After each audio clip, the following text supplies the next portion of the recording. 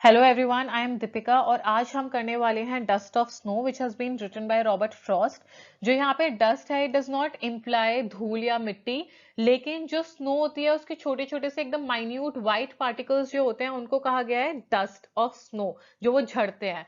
And it's a very beautiful poem जो कि लिखी गई है जस्ट 2 स्टैंजास में, और दोनों के दोनों स्टैंजास में they consist of 4 lines each. और ये बहुत ही ब्यूटीफुल तरीके से डिपिक्ट करी है नेचर को। So let's get started with the poetry. The way a crow shook down on me the dust of snow from a hemlock tree. अब हम एक एक लाइन को बहुत अच्छे से पढ़ेंगे, then I'll explain it to you. The way a crow, जिस तरीके से एक क्रो आप देख रहे हैं on your right hand side, एक क्रो बैठा हुआ है एक ट्री पे।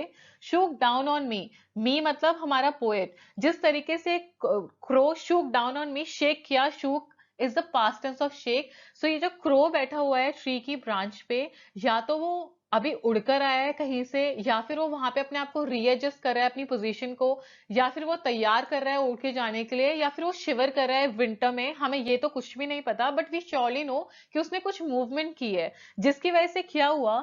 द डस्ट ऑफ स्नो, ये जो पूरा का पूरा ट्री हमारा कवर्ड है स्नो से, तो उसके छोटे छोटे से particles from a hemlock tree. So this tree is called hemlock tree. तो ये ट्री किस चीज का है? हेमलॉक का। And hemlock a poisonous tree with small white flowers. जो हमारा हेमलॉक होता है वो इनहेरेंट नेचर से पॉइजनस होता है, जहरीला होता है। तो हमें बताया गया है कि एक क्रो है जो कि एक ब्रांच पे बैठा हुआ है हेमलॉक ट्री के, जो कि एक पॉइजनस ट्री है जिसमें व्हाइट फ्लावर्स होते हैं, और उसने थोड़ी सी मूवमेंट की है जिसकी वजह से जो हमारा पोएट यहाँ पे चल रहा था शायद उसके ऊपर कुछ डस्ट पार्टिकल्स आके गिरे हैं। So will figure that out in the next stanza. लेकिन अभी मैं थोड़ी सी फिगर्स ऑफ स्पीच और राइम स्कीम आपको यहाँ पे बता देती हूँ। क्रो एंड स्नो, ये दोनों हमारा राइम कर रहा है तो हम यहाँ पे लिख सकते हैं ए। और मी एंड ट्री, ये भी राइम कर रहा है तो हम यहाँ लिख सकते हैं बी। तो ये हमारा बन जाएगा ए बी। सो ये हमारी यहाँ की हो जाएगी rhyme scheme. There is one more thing which I want you to notice, which is, देखिए यहाँ पे आपको कहीं पे फुल स्टॉप दिख रहा है, first line, second line, third line, fourth line, no. यहाँ पे कहीं पे कॉमा है, नो। तो क्या होता है जब एक लाइन दूसरी लाइन में कंटिन्यू करती है और उसके बाद ऐसे कंटिन्यू होती जाती है, उसको हम बोलते हैं enjambment. I am going to write the spelling here so that you can note it down. Enjambment. Okay. So जब फुल स्टॉप नहीं होता है या फिर कोई कॉमा या पॉज नहीं होता है, एक लाइन दूसरी लाइन सेकेंड लाइन में कंटिन्यू कर रही है, वो उसको हम बोलते हैं एनजेबमेंट। और यहाँ पे अगर आप नोटिस करेंगे, ओ ओ ओ बड़े प्रोमिनेंटली यहाँ पे रिपीट हो रहा है। इस फिगर ऑफ स्पीच को हम बोलते हैं एसोनेंस, जहां पे आपकी जो एक वाउल साउंड होती है, जो आपकी वाउल साउंड होती है उसमें वो जो वाउल है वो रिपीट हो रहा होता है। जैसे कि यहाँ पे ओ बड़ी प्रोमिनेंटली रिपीट हो रहा है, यहाँ पे फर्स्ट लेटर में आपका है, फर्स्ट वर्ड में आपके 2 बार ओ है, यहाँ पे सेकंड वर्ड में आपका 1 बार है, थर्ड में 1 बार है। तो एसोनेंस इसको बोलते हैं जहां पे आपका एक वाउल साउंड रिपीट हो रहा होता है in the line. So this was the first stanza जहां पे एक क्रो है जिसने थोड़ी सी मूवमेंट की है, उसकी वजह से स्नो, जो डस्ट ऑफ स्नो है वो फॉल करने लगी है from a hemlock tree. So let's go to the next stanza. Has given my heart means poet's heart, a change of mood। तो ये जिस तरीके से मूवमेंट की क्रो ने और डस्ट पार्टिकल्स स्नो के जो नीचे गिरने लगे हैं, उसने क्या किया है, एक सडन चेंज कर दिया है उसके हार्ट को। and saved some part of a day I rued. Rued means held in regret, मतलब he was sad, sorrowful, depressed, किसी ना किसी रीजन की वजह से he was not happy। So वो या तो डिप्रेस था, sorrowful था, या रिग्रेटफुल था, किसी रीजन की वजह से जो हमको नहीं पता है। The reason is not certain कि वो किस तरीके, क्यों उसका मूड खराब था, सैड था। लेकिन हमें ये जरूर पता है कि जो क्रो ने मूवमेंट की है एक स्नोई वेदर में, एक हेमलॉक ट्री के ऊपर बैठ के, जो डस्ट पार्टिकल्स उस पोएट के ऊपर गिरे उससे पूरे उसके हार्ट का सडन चेंज हुआ। And now before he was in a very gloomy mood, लेकिन अब उसका सडनली जो मूड चेंज हुआ है, उसका मूड एलिवेट हो गया है। He feels a little happy. And जो उसका पूरा दिन, जो आधा दिन उसका save some part of a day I had rued, कि जो ऑलरेडी डे उसने कुछ खराब कर चुका था सैड मूड में, लेकिन अब वो चेंज हो गया, एलिवेट हो गया और बेटर हो गया उसका मूड।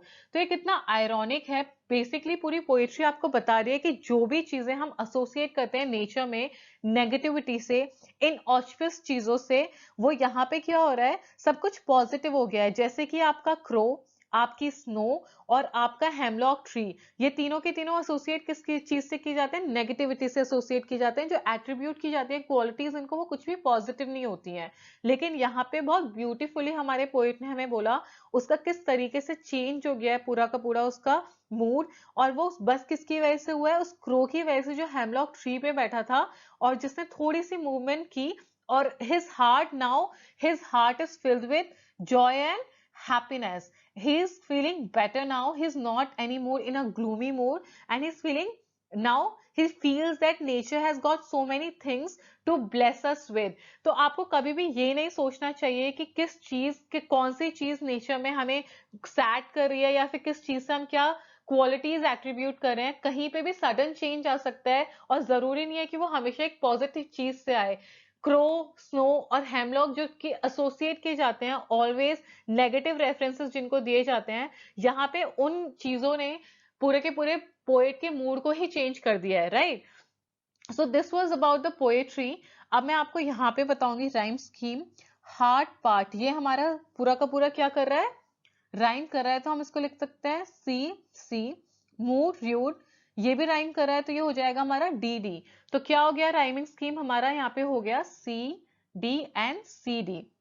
एलिट्रेशन मैंने आपको रोड नॉट टेकन में भी बताया था। जब भी जो आपके एडजेसेंट वर्ड्स होते हैं, एडजेसेंट वर्ड्स मतलब फर्स्ट, इसके एडजेसेंट ये है, इसके एडजेसेंट ये है, इसके एडजेसेंट ये है, जब भी उनमें कोई वर्ड की सेम कभी किसी अल्फाबेट की या फिर किसी सेम साउंड आ रही होती है, जैसे कि यहाँ पे सेव सम, हैज हार्ट, ये थोड़ा सा दूर है लेकिन फिर भी हैज हार्ट, ह की आवाज आ रही है यहाँ पे, और सेव्ड सम, यहाँ पे किसकी आवाज आ रही है? स की। तो ये हमारा यहाँ पे एलिट्रेशन हो गया, हैज हार्ट एंड सेव्ड सम। और आयरनी मैंने आपको बता दिया किस तरीके से जो हमारा क्रो, स्नो और हेमलॉक तीनों की तीनों चीजें नेगेटिव चीजों से एसोसिएट की जाती हैं नेचर में। लेकिन यहाँ पे बड़ी ब्यूटीफुली हमारे पोएट ने उन सबको पॉजिटिव क्वालिटीज दे दी हैं कि किस तरीके से क्रो ने जो हेमलॉक ट्री पे बैठा था स्नोई पूरे के पूरे एरिया में, उसका पूरा का पूरा मूड उसने एलिवेट कर दिया, अपलिफ्ट कर दिया, made him feel happy.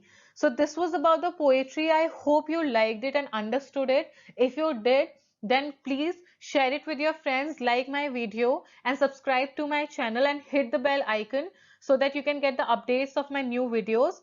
See you soon with a new video. Thank you for watching and much love.